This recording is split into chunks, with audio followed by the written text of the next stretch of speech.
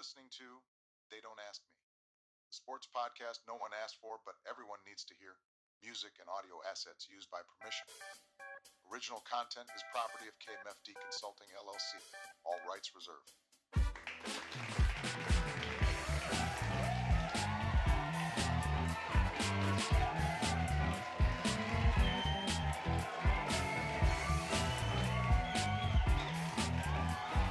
Welcome. Welcome, welcome, welcome.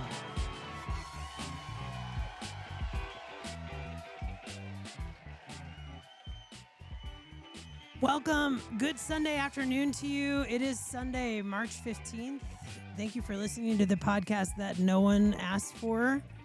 I'm Kelly. I'm your host. We're gonna put out these like kind of baby episodes here for a little while until we get going into the NFL season. So I think we're also gonna do like a full episode during draft week and maybe one during training camp as well. So that'll be cool. Stay tuned for that. We have a great show format for you. It's a little different than what's currently out there on Sports Pods. So I'm pretty excited about that. We're gonna have a lot going on, actually. So we'll have top plays of the week, football plays of the week, but we're always going to include some women's sports highlights in that as well. So whether they're, amateur highlights, college, professional, doesn't matter to us. It's really about like the quality of the highlight and the play and what's happening. So we're going to try and mix those in with our football highlights, which I think will be cool. We'll have some special guests, some very special guests, actually, some that we can't even talk about, which is cool. That they're just going to kind of share their hot takes with us, maybe do some segments with us. I think maybe not every week, but we'll probably have a call-in spot for folks as well, so you guys can call in and talk to us about stuff that no one is asking you about. Who run the world? That's going to be a really cool segment just on the news beat in women's sports. And that's women, the athletes, as well as women in sports, the managers, the trainers, umpires, referees, front office women. Like, what is happening with women in sports? We want to know. We want to talk about it, even though no one is asking us, right?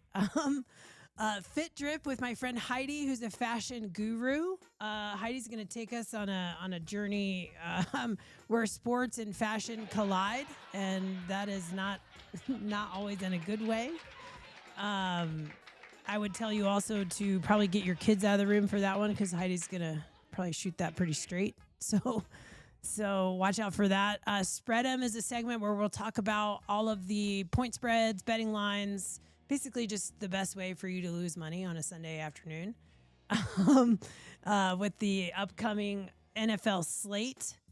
We'll do a tailgater's recipe as well. This will be super fun. So we'll talk through a recipe. We'll cook it respectively, the following in our tailgate sessions. Talk about it the next week. I think it'll be cool, too. We can open it up and let you guys submit some recipes, and we can give you feedback on that you never asked for as well. And then we'll wrap up our episodes each week with our NFL picks of the week for the whole game slate. So super cool, super exciting, I think, season coming up. NFL in general, we saw just so much movement out there with administratively and players. And so I just really think this year is going to be just one of those years with a ton of moving parts, lots of ups and downs, and I'm excited for it. So let's just get into a little bit of news that we have for this week. I want to start out with this WNBA stuff, right? The WNBA player and the Players Association, they are in a marathon currently to get this negotiation deal done. Currently in day 6 of negotiations after, I think, 15-hour sessions, both on Friday and Saturday this past week. They got a lot accomplished. However, what remains is the biggest piece. It's housing, it's revenue sharing, it's salary. That's like what needs to. That's why we're up against this deadline. Cathy Engelbert was quoted on Thursday as saying, "Our proposal on the table is a really historic and transformational deal for these players."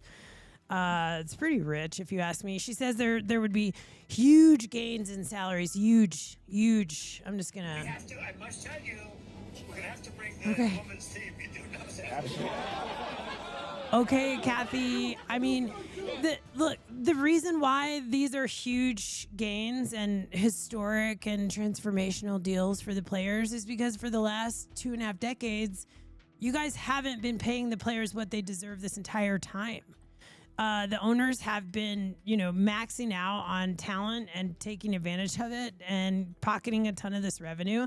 Sure, they've made deals in the past, but this one is the one that breaks that culture of that. Please, sir, may I have another culture that's out there in sports ownership in general, especially with women. I mean, this is the kind of stuff that you might expect to hear when they finally recognize women have the right to vote. Or when they, gave black people permission to make minimum wage, for God's sake. This is the broken piece of sports ownership culture today. If we look at what the talent is coming out of the NCAA in women's sports, women's basketball especially, these girls they're selling out stadiums. They've got social media followings. They've got shoe deals. They're doing their thing, right? I say you gotta pay these ladies. You like that, right? You like that. The current deal on the table. This is also pretty rich. The current deal on the table from the owners involves a 15% revenue sharing after expenses. Now, look, that after expenses bit is not in there because expenses are so expensive. It's there because the owners want to have a clause where they can do some creative accounting and reclassify, recategorize, redefine what's an expense, and they're going to chip away at that 15%, claw back as much of that as they can until the next, bargaining negotiations. That's BS, right? That's like charging an employee for their own payroll, right? It's the cost of having these teams. This is the expenses are on you. You also benefit, owner, from, the lion's share of the media deal, the ticket sales, the merch sales, like et cetera, right? So, look, I think it's time we got to pay these ladies. It's time to get serious about this. The WNBA is here, not just here to stay, but they are showing out. They are doing their thing. They're running the world. It's time to, it's time to make it right for them. I'll get into just NWSL season kicked off this week. Kind of a weird kickoff. Their kickoff was Friday, but they only had one match for it, which I thought was weird. I thought season kickoff, maybe they should have a few more matches. I mean, they don't ask me, so whatever, but that match on Friday was between the Portland Thorns and Washington Spirit. Now, this game also debuted the NWSL's new high-impact player rule with Trinity Rodman on the field. She nearly equalized the match with a kind of a late header, but the game's only goal came from Olivia Moultrie in the 52nd minute. The Thorns' prickly defense held on for the W. In other soccer news, the Kansas City Current, they won their season home opener against the Utah Royals, 2-1. They had goals scored by newly acquired Croy Bethune and Ali Sentnor. That was a tight game, actually, up until the end. I was a little nervous. So these are pretty late goals where they tied it and then they, got ahead. Tatum Milazzo of Utah scored their only goal, and that is also the team's first goal against Kansas City. Kansas City also won the day on Friday following the finalization of a blockbuster trade for forward Penelope Hawking. This is Bay FC's number one scorer last year. They didn't score a ton of goals last year, but she was their number one scorer. The Current sent over $350K in intra-league transfer funds to Bay FC to acquire Hawking. I think this is a little bit of a win now vibe from the ownership group in Kansas City, which is cool. I think they are putting their hips into this season, and they expect to be considered the heavy favorite to contend for the Shield this year. So that is exciting as well. Golf news, pretty boring stuff, but we'll do it anyway. Collin Morikawa misses out on the Players Championship this weekend. He has a back injury, I guess. So in a press conference, he was described as visibly distraught and said, it sounds like he's describing my golf game here, but he says, I felt fine in warm-ups. I teed it up on 11. I took a practice swing, and I just knew it was gone. It's definitely talking about my golf swing. He said, I can't swing through it. Trust me, if I could play, I would. It's really just the worst thing in the world. Is it, Collin? Is it the worst thing in the world? I mean, there are worse things in the world. I thought this was like a little insensitive or at least out of touch, It's the worst thing in Collin's tiny, privileged world that he doesn't get to play for a $25 million purse on a Sunday afternoon. But there are worse things in the world. I'll move on. I kind of got stuck on that when I saw that press conference, and I was just like it was a little squishy for me. Let's get into some NFL stuff here. We're on to Cincinnati. What do you think having a 37-year-old? We're on to Cincinnati. It's nothing about the past, nothing about the future. It's right now we're preparing for Cincinnati. Okay. Let's talk about Cincinnati a little bit. They're a little mixed into this headline. So Joe Burrow has renewed his complaint to the Cincinnati Bengals Human Resources Department for hostile work environment. After learning that instead of Maxx Crosby trying to kill him twice a year for the rest of his career, it's going to be his own former teammate, Trey Hendrickson. Now, if you haven't heard, the kind of, in between on this is the Baltimore Ravens did a deal with the Las Vegas Raiders to acquire defensive god, titan, Maxx Crosby. Bring him into Baltimore, change their lives, right? They get him in the building. Paperwork is drafted. They're ready to go. His family's in the building. He does the physical. They come out of the physical, and they're like, we're out. We're not going to do it. We're done. That's kind of all they would say. They didn't really give the Raiders a comment. Like, it was just like, after seeing the physical, like, we're out of this deal.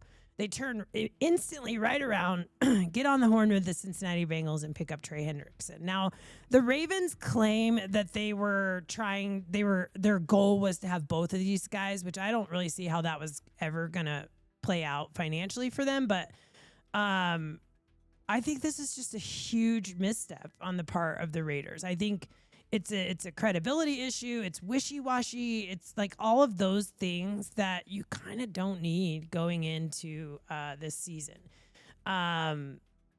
They send, I don't know, kind of a weird message here. I think they eat a little crow, if I may.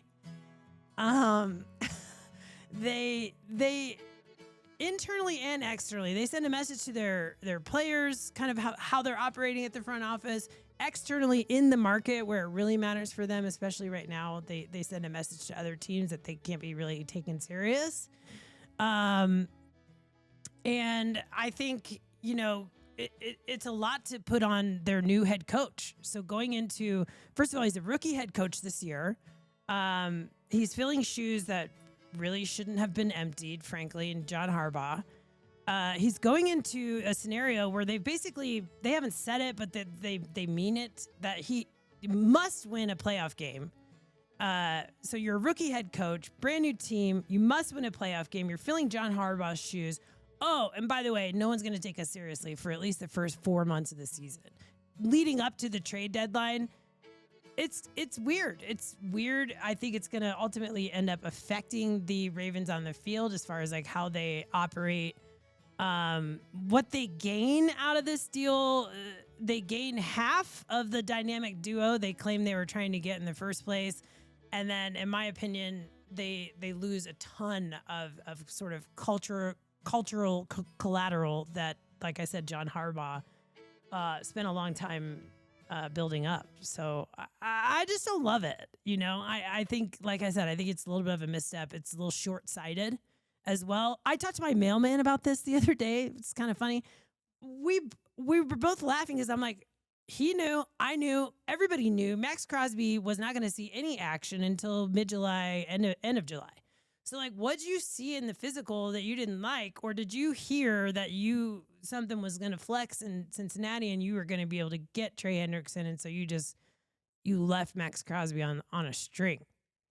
I don't know. They don't ask me, but in my opinion, yeah, that, like I said, that's a bit of a misstep for me. Let's get into some, I guess, other NFL news, more exciting news, at least for me. Everyone knows I'm a Chiefs fan, so I'll start it like this. I want to talk about some of this Chiefs movement that we've seen this week. I think this is good stuff. Listen, by Thanksgiving of last year, okay, everybody, all the Brads and Chads were out there saying how the Chiefs are done. They're going to be, 2026 is going to be a rebuild season. See you in 2027. Like, you name it, right? Everybody was saying this stuff. And I didn't buy it then. I certainly didn't buy it after they picked up Eric Bieniemy. That, to me, was a pretty early sign that they were going to do some stuff this year. I think the way that they handled the trade deadline in general was a big tell as far as like how they were going to do stuff this year. They kind of sat on their hands at the trade deadline, the end of 2025, let the market sort of swirl without them in it, and came back on the other side and said, let's see what's happening when free agency clicks. I love it. I think you could say they're in a rebuilding year. I mean, Patrick is rebuilding his knee, but look, they're gearing up to play some Moneyball, and I think is pretty exciting. This is kind of like the same stuff that they did a few years ago. So they picked up K9, Super Bowl MVP, Gilman, Tonga, Kohu, DeMercado. They shagged Pacheco, thank God. Got rid of Leo Chenal. I'm kind of sad about that. Got rid of Trent McDuffie. I'm super sad about that. But they got some really good draft assets out of this. Retained Travis Kelce. That's a no-brainer. Re-signed Tyquan Thornton. Re-signed Remigio. Super smart. I think Drew Tranquil probably deserves the Nobel Peace Prize for how he has restructured the last year of his contract to give the Chiefs some space and some freedom to move here. I think we expect the Chiefs to take some gambles on some defensive players, offensive tackle talent in this upcoming draft. The Chiefs now have 9 picks for this draft, and 2 of those are first rounders. That is literally 1,000 times better spot than they were in, at the beginning of this. And I think it's awesome. I like David Bailey out of Texas Tech. I like this little weird gossipy vibe about Cam Jordan maybe coming over. That's probably not going to happen maybe, but I like the energy around it. I say the Chiefs are back. I'm back, baby! But they don't ask me. Like us, follow us, share us. We are They Don't Ask Me podcasts on Instagram and YouTube. We'll have some full episodes coming out on Spotify closer to the start of the NFL season. Thanks for listening. Stay classy out there.